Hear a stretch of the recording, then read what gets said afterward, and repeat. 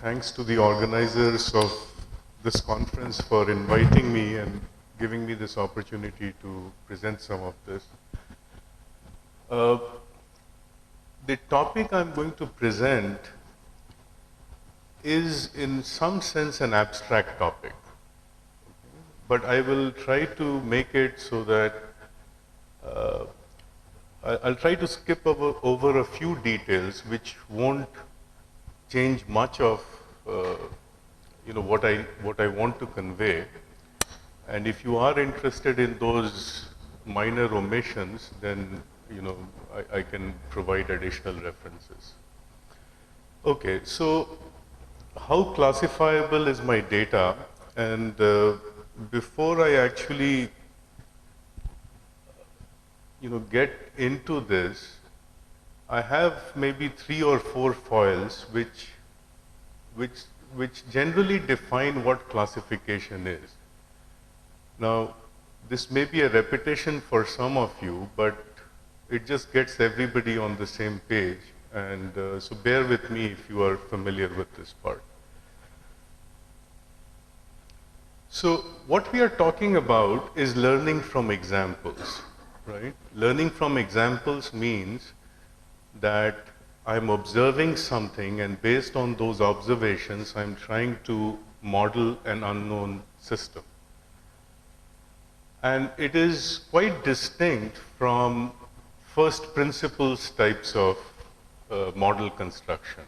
So for example, I can use laws of conservation, maybe energy, momentum, things like that, to try and construct a model of some system. That would be a first principles based model, and that is not really what learning from examples is all about. And the reason why we want to learn from examples is that in many situations we don't know enough about the system, we don't know what the first principles are. And I've given you a very simple example here. We are trying to build this optical character recognition system. This is a very old problem. But I just want to show you the complexity of this problem. And forget the image processing part of it. Forget how we segment the characters so that, from a word we can get individual characters. Forget all of that. Come down to the situation where you have isolated each character, right? So from some handwritten text, you have isolated a character like this. And you want to recognize whether the character in your window, whether it is an A or a B or a C, right? It's a very simple task. Remove all the other complexities. If you just think of the several, possibly dozens of ways in which B can be written, right? And the dozens of ways in which A can be written, and the dozens of ways in which C can be written, it is exceedingly difficult to try and parameterize or try and come up with first principles that can distinguish between this character and A or C. On the other hand, if I know that this is a B and this is a B, an alternative approach is to try and build something based on this information and the fact that this is a B. Maybe I can construct a model which can tell me this and is much more easier to construct as well. So empirical models have an advantage, and they are attractive, especially when we don't know enough about the problem. Obviously, all the caveats apply. If you know enough about the problem, don't try to build empirical models, right? These are not solutions to everything. And if you know enough, then go with what you know. Okay, so here is a picture, and I think there are 2 or 3 more foils, and then I'll come to the central part of the talk. So what we have, another way of putting learning from examples is that there is some unknown system here. For the present, let's say that this is time invariant, and this unknown system has some input. It has an output which I cannot observe. What I can observe is that there is some observation noise that gets mixed with this, and I observe the output. So what I have with me is input, this part, and the output, which is this part. And based on that, based on these examples of input and output, I'm trying to construct this estimator such that the difference between what my estimator says and this system which I do not know about, that difference is as small as possible. And I'm using this error, the difference between my estimator output and the actual output, to adapt my estimator. Okay, so this is a different way of just putting this learning from examples. And to get us all finally on what I hope would be the same page, is this is the same example as before. This is B, and let's adopt a very simple principle that if the grid square has a black, whether partially or completely, we'll call it a 1, otherwise we'll call it a 0, or maybe the other way around. So if I have some data like this, I can obviously call this as 0, 0, 0, 0, 0, 0, 0, 1, and so on and so forth. I can do this row major scan and come out with an example. This is my first example, this is my first input. And the fact that this is a B, the output, the input and the fact that it is a B correspond to my example. And obviously I can pick examples from several people, from several different people writing it. So I have a whole data set. Okay? And what it is I want to do is to learn from this data, to construct something from this data such that if I am shown a B or an A or whatever, then I can say that it is a A or a B or whatever it might be. It's a very simple example. Obviously, you can take it to very complicated things. So, for example, this CMU experiment that was there, it actually tried to have a car driven by a model that was induced only from such examples. The examples in that case were that given,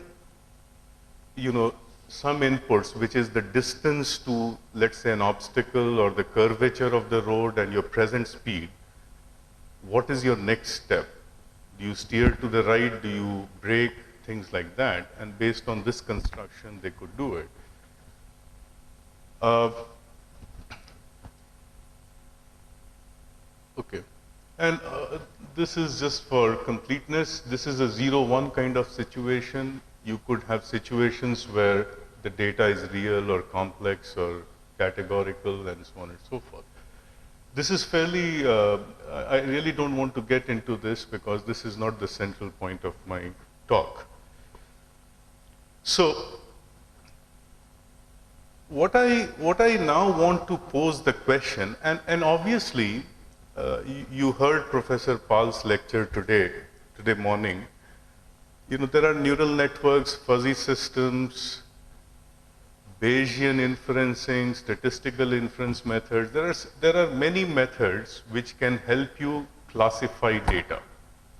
What do I mean by classification? That I can distinguish between A and B, or it might be a more complex situation. Whatever, I can distinguish between things which are different from each other. The simple question I have, and which I think is a very important question, is the following. Obviously, this A and B that were there, they were in high dimensional space, right? Because the inputs, so if it was a 6 by 6 grid, you had 36 inputs, and it's in 36 dimensional space. So consider a much simpler case where you're just measuring two things. So I can plot it on this. And the training examples that I had happened to look like this. This is the only time I'm actually going to use the board. So I hope everybody can see this, right?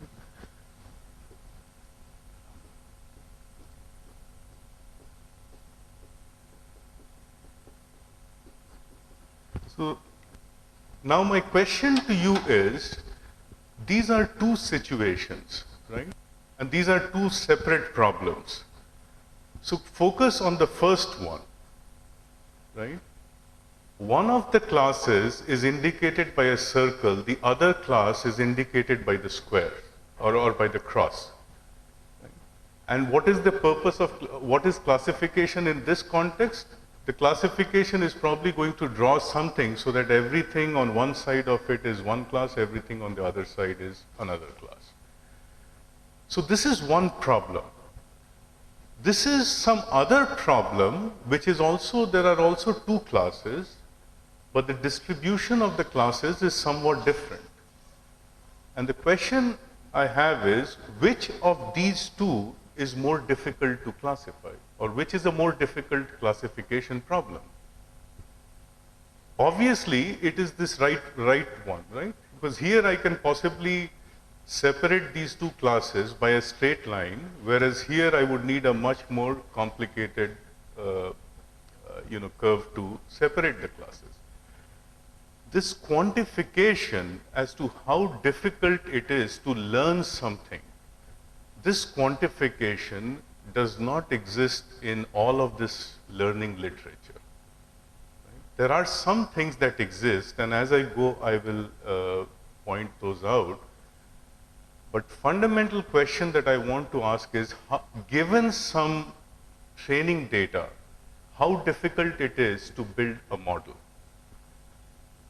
I'll just make one comment. You might wonder, why am I interested in that? I know how to make a model, so why should I be interested in trying to find out how difficult it is going to be? I might as well use that time to actually build it. The thing is that as we start making more complicated models, so right now the type of models we build, the type of neural networks or whatever we build, they are very simplified. There is a problem, and I somehow come up with the magical size of a model that will solve that problem. That is not really what we are after. What we want is that there is something, a much larger resource pool, and there is some level of resource allocation that happens when a problem arises. Okay? So the difference in the setting is quite,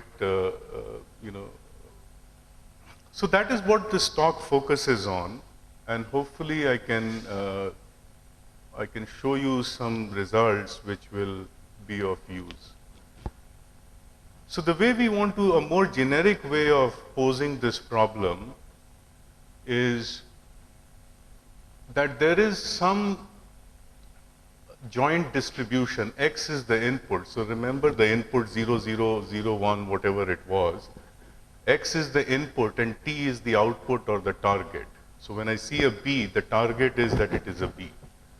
So there is this unknown joint distribution, and based on some examples, I want to create this model T hat such that the probability that my model does not agree with the real or with the truth, that probability is minimized.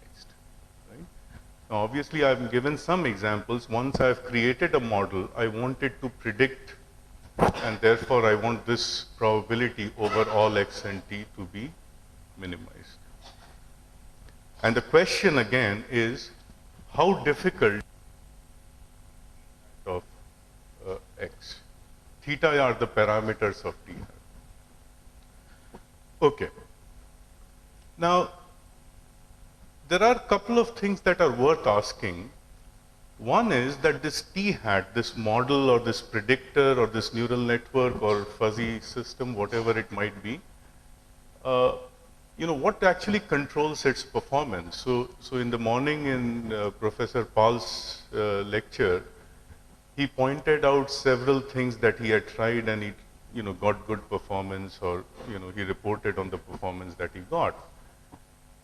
But more generically, what influences the performance is that there is a non-zero Bayes error, in the sense that it is not possible, given the type of inputs that you have measured, it is not possible to completely distinguish between the two things. between the two classes or between the n classes that are there. So non-zero Bayes error, obviously Bayes error, if you knew all the class conditionals, is the lowest achievable error that is possible. So the decision boundary is in fact complex. This is the same as non-zero Bayes error. N is small. N is the total number of examples that you have. Uppercase N is the total number of, and that is small. You don't have too many examples. The dimensionality of those is very high. In other words, the data is in high dimensional space. And so obviously any estimation that you come up with cannot be reliable. So these are not very controllable. There is not much we can do. There are some controllable things, and that is the model complexity, and usually people try to tweak this to somehow or the other get performance out of it. Now, let me come to this part, which is actually the more relevant part to the talk. How good is a classifier? Now, why did I first tell you about what are the sources of error? Because there is a difference. Just because I constructed something which did not give me a low error does not mean that the problem is complicated. It might mean that what you constructed is not good enough, right? Or there was some problem with it or something else with it. So empirical estimates of error, meaning that you construct something and then you measure how well it is doing, is not necessarily a good way of characterizing the difficulty of the problem that is there. So how good is a classifier? There are these empirical measures that are there. You build the classifier, you use various statistical techniques, either sampling with replacement or sampling without replacement. You partition the training data into the training data and a separate test data. There are all kinds of variations, and you come out with these empirical measures. As I said, that is not a very reliable way, and secondly, it is computationally very expensive because you actually have to build the model in order to find out the error. There are some other approaches like VC dimension, which have been proposed. Now, with VC dimension, there is a different problem. The problem here is that, one, it is the worst case complexity, right? So the worst case complexity, and usually this worst case bound is a fairly coarse bound. Okay? In general, you would tend to do far better. Second, it does not actually depend on the given training data. So if I give you some data and based on that I ask you how complex is this problem, that is a different question to ask than asking how difficult it is to classify, to differentiate a sine wave from some other thing. So based on the given data, this doesn't address it, and it is there is also something called pack learning, which is probably approximately correct kind of learning. And here people often ask the question that is a concept pack learnable? Right? And once again, this doesn't really depend on the given training data. Right? It is more in the abstract that the question is being asked, that is this concept pack learnable? So what we want to do is to actually find out how difficult is it to construct the classifier given that particular instance of the training data. There are some other measures that are there which people use, to find out how complex it is. But once again, I don't think these are very good measures because the artifacts introduced by individual measures, somehow get mixed up with the actual complexity of the problem, and it's harder to say which one is which. So over the past 4 or 5 years, we have been trying to work on this and try to come out with a way of characterizing the complexity of a classification problem. And I'll show you some examples of that. And and and there were various techniques we came up with, and it turned out that the best one was actually a fairly simple one. So I'll just describe the one that turned out to be the best one with very nice properties and so on.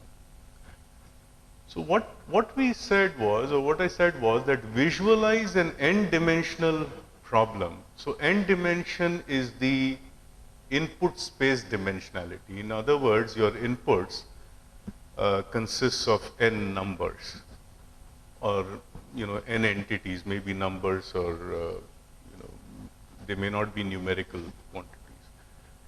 So visualize this in n plus 1 dimension using the class label as the n plus 1th dimension. So let me show you this picture. So supposing, just focus on the left part of the plot. So this is some training data that is given to you, right? These are circles over here, and these are pluses. So this is one class, and this is another class. I hope you can distinguish. Now visualize this as so this is n dimensions, and in this particular case n is 2. So visualize this in 3 dimensions, where the third dimension is simply the class label. In other words, if the class is the circle, let's call it 0. If the class is this, let's call it 1.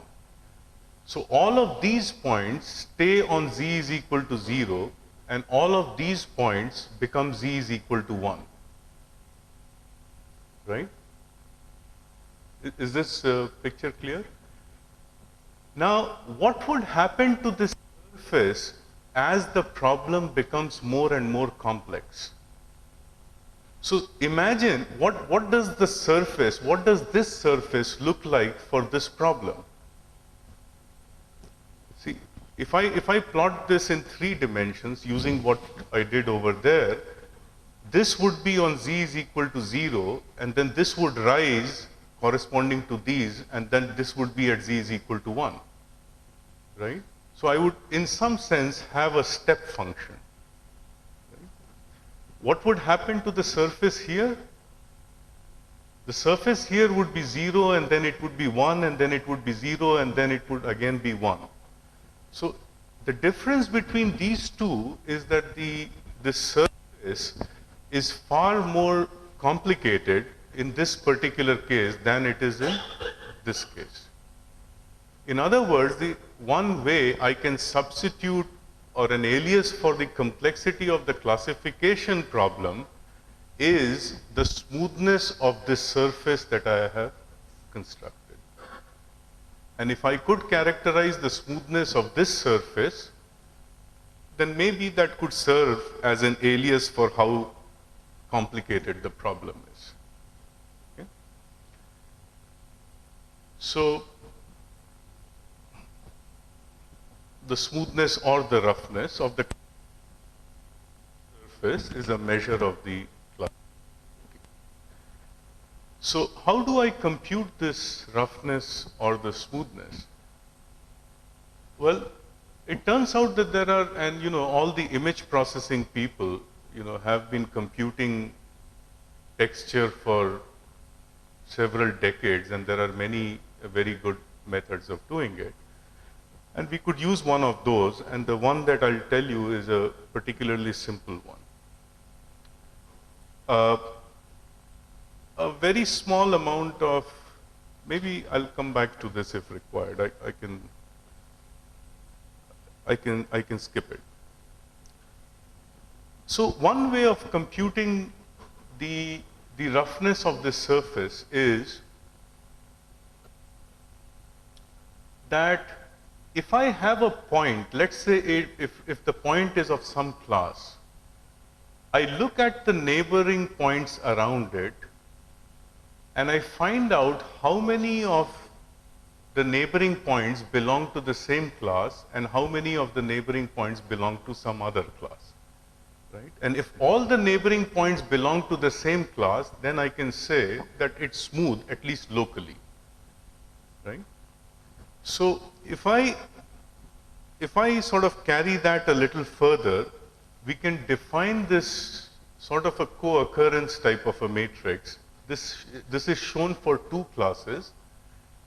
And what this is saying is that assuming that a point belongs to class 1, class omega 1, what is the probability that neighboring points belong to class omega 1 as well? This is saying that given that I am class omega 1, I am a point, I am class omega 1, what is the probability that things around me are class omega 2? And similarly vice versa. Right? So one way I can compute it very easily is that for each point, I take a neighborhood around it, I count how many, if this is of class 1, I count how many of class 1 points are there and how many of class 2 points are there. And the number of class 1 points add up here and the number of class 2. Or if that point happens to be a class 2 point, then the number of class neighbors add up, the number of class 2 neighbors add up here. Am I clear with this thing? And so you do that for all the points that are there, you know, adding it into this thing, and you will get a matrix, or in this case a 2 by 2 matrix. There are only 2 classes. If there were 3 classes, you would get a 3 by 3 matrix, right? Now, in this particular case, what would this matrix look like? For this particular case, this matrix would not have elements here and here, right? Or would have very, very small numbers in those off-diagonal entries. Why? Because close to a class 1 point, I have only class 1 points, right? Except at this border. And close to class 2 points, I have only class 2 points. Whereas these off-diagonal elements, they say that close to a class 1 point, how many class 2 points are there, right? So this off-diagonal entry is going to be small, or these off-diagonal numbers are going to be small, and this would be a diagonally dominant matrix. On the other hand, if you take a situation such as this, I will have off-diagonal entries as well, because close to a class 1, I have a class 2, and close to a class 2, I have a class 1. So, one way I can come up with a classifiability measure is that I simply add up the diagonal elements and I subtract the off-diagonal elements. And that is what is shown here. It is this plus this minus this minus this. And we term that as the classifiability measure. Now, obviously, you know, I can come up with any measure and call it a classifiability measure. For it to actually be a classifiability measure, it should have certain properties. And I won't go into those properties, but I'll tell you 3 properties that are there.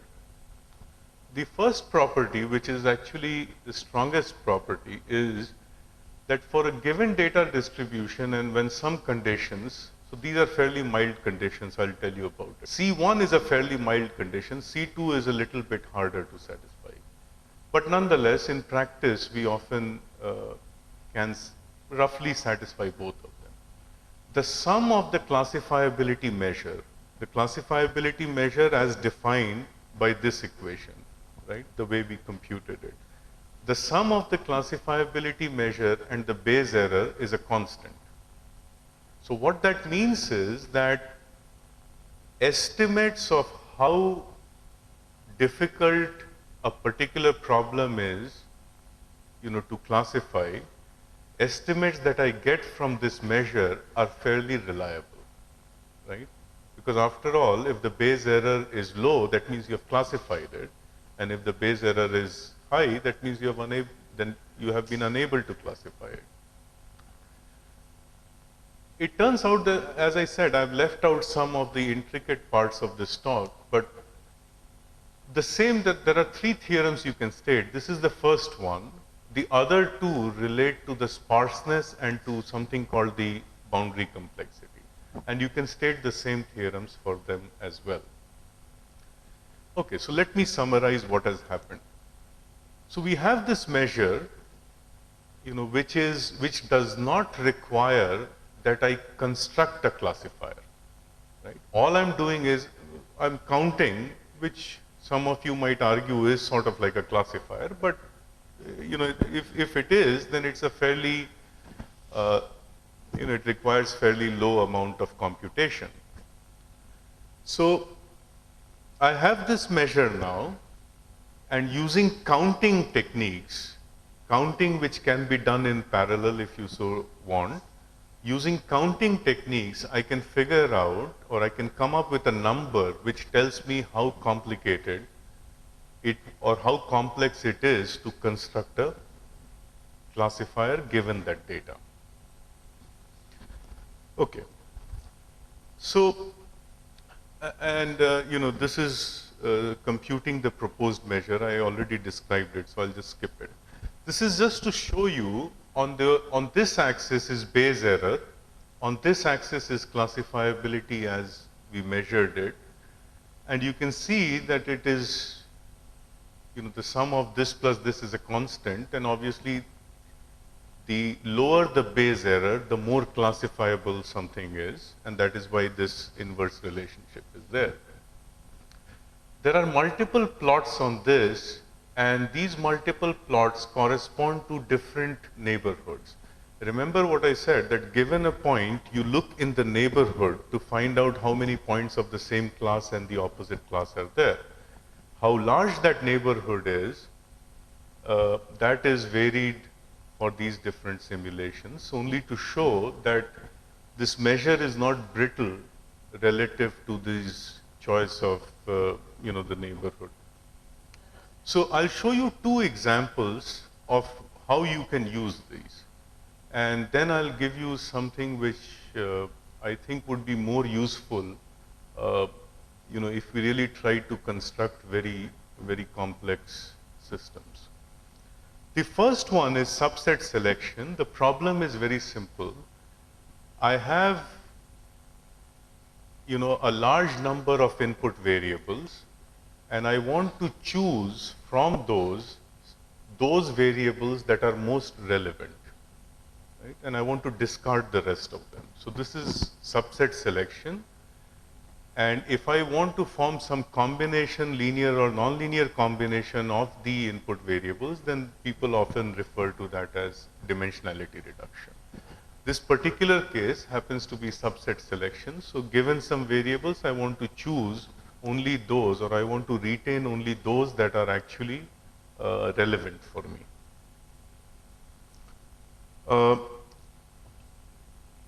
So basically, you want to find something that is relevant to classification, and there are two things that are required. One is what is termed as a fitness criteria, and the second is a search criteria.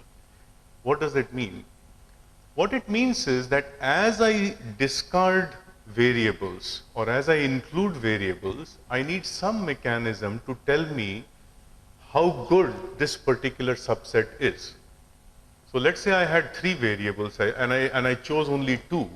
There has to be somebody who tells me how good am I doing with these two, right? So that is the fitness criteria. The search criteria is that assuming I'm not doing well, I now need some other combination.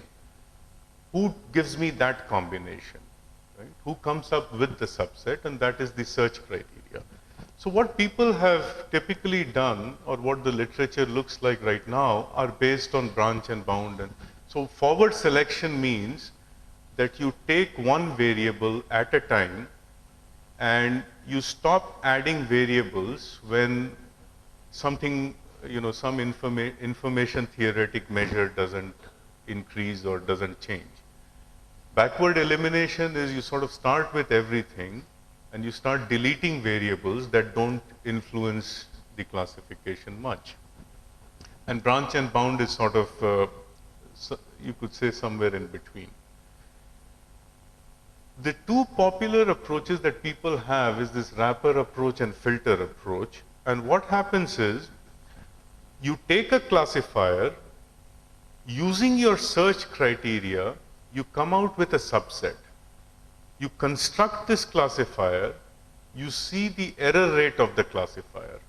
The error rate of the classifier is the fitness function.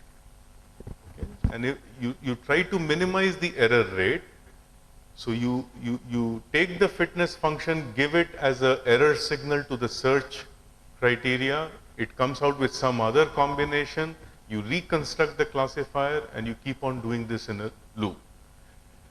Obviously, the problem is that it is extremely computationally intensive to construct a classifier for each pass that is there. And if you had 2,000–3,000 variables, this can take up a significant amount of time.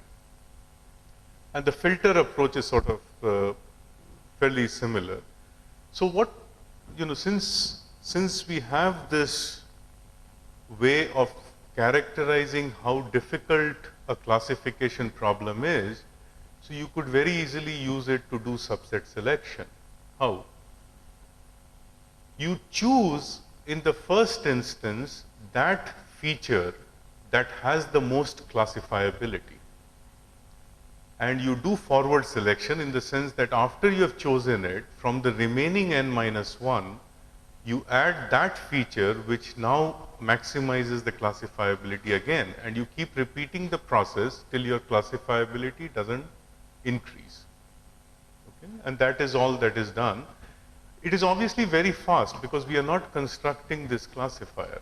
We are only coming out with this classifiability measure, which is a simple counting technique. And it is as accurate as the wrapper approach. So I am not sure if this is fully visible. The wrapper approach is somewhere here, and the proposed or the classifiability based approach is somewhere here. These vertical bars are one standard deviation. So you do this many times, and this gives you sort of a numeric look at the thing. So these are very well-known data sets from the UCI machine learning repository. And this data is in 59 dimensions, and the digit data is in 649 dimensions. So the digit data is sort of similar to the A and B example that I was using. And what we said was that only select 2 features from those 59 features and only select 10 features from these 649 features. And this is the features that were chosen by the classifiability measure, feature number 12 and feature number 16. And these were the features that were chosen by the wrapper approach. So there are 2 ways to do this. One is that you fix the number of features and you compare the accuracy. The other is you let the other one add as many features to get to the accuracy that you have. Okay? So this is with 11 features, it reached roughly this accuracy. The more critical thing is that the time taken is significantly smaller in this case as it is in this particular case. So this is about half. This happens to be much, much lower. The accuracy on the full set, in other words, if you used all the 59 features for the sonar data, is this. And if you use the subset, in other words, only 2 features, the accuracy is about this. So accuracy actually increased. And if you are surprised with that, then you should not be, because there are certain classifiers which are very sensitive to irrelevant features. So for example, the nearest distance or the nearest neighbor classifier is very, very susceptible to irrelevant features. The irrelevant features at distances in your nearest neighbor computation. Okay, so this was one example. Here is another example. So I want to do decision tree induction. And decision tree is fairly straightforward. Given the data, I choose a particular variable, and based on some value of the variable, I split the data.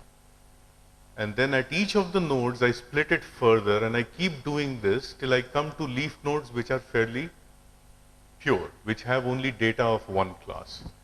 The problem with decision trees is that it is a very greedy approach, in the sense that the decision that you make at a node is based on a local search, and therefore a particular split that you do might result in a partitioning of the data that is very complicated to partition later on. So let me give you an example. So this is some data that is there, and there are two classes once again. This is circle and this is plus. So the first node, the root node at which the decision was made, and this is using some variation of ID3 or ID 4.5. So it is trying to use entropy as a way of finding a partition. So this is the first partition it found, because this results in the maximum reduction in entropy.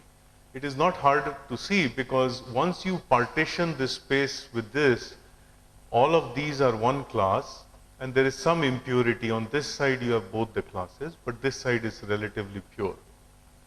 The second one, now notice what happened. Because you partitioned it this way, because you are doing a local search, at this point, this partition gave you the maximum reduction in entropy. However, it left a partition on this right half plane. It left a partition which is very complicated. And it had to create 3 additional nodes. This is the second one, this is the third one, and this is the fourth one. It had to create these 3 additional nodes so that it could classify all of this data correctly. Okay? So if you know something like a classifiability measure, what you can do is, rather than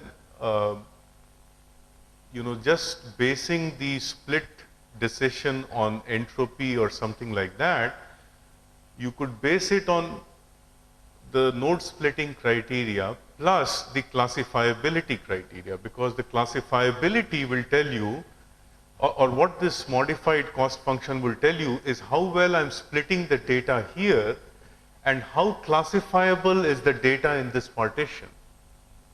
Okay, so in some sense you can build look ahead using a measure such as this, and that is all I'm saying here, that you can use some kind of a gain or some information theoretic criteria here, like entropy, and the classifiability measure. So find me a partition that results in the maximum decrease of entropy and also leaves each of the 2 partitions classifiable. Lambda is something that just adjusts the relative weightage of the 2 things. And this is not very relevant, over several data, obviously it's doing well, or else I won't be telling you. You could look at some, I'll give you some things to, some papers in which the simulations are described. So the reason I'm also skipping over it is, any empirical, it's very easy to come up with data that can make it look very good, right? I mean, there is always this theorem that floats around, that for every algorithm there is a data set that you can invent on which it does very good, if not the best. So, it's not really relevant. There are some properties that we have derived which says that it should do well. So, I haven't really covered on one part of it, which is this part that we have been working on now, which is, assume that we have a large model at our disposal. Is it possible to sort of break out small parts of this large resource and focus it on problems that arise, and the size of that chunk you break off depends on your estimate of the complexity of the problem. So in other words, you're sort of doing self-organization along with trying to solve whatever that problem is. So I haven't covered that part of it. So if you want to read some more, there are some references I've given here. I haven't given any of the newer references since they get into some different issues like automatic resource allocation in learning systems and all that. But most of them, I should point out, these are all my students who are who finished around that time or near. Okay, so that's all I had to say. There are many very basic problems that remain in learning theory, and one of the most basic problem is, what is the I'm trying to learn something. What is the complexity of what I am trying to learn? Okay. And if we can answer this question, it has very, very, very basic implications. So that's all I had.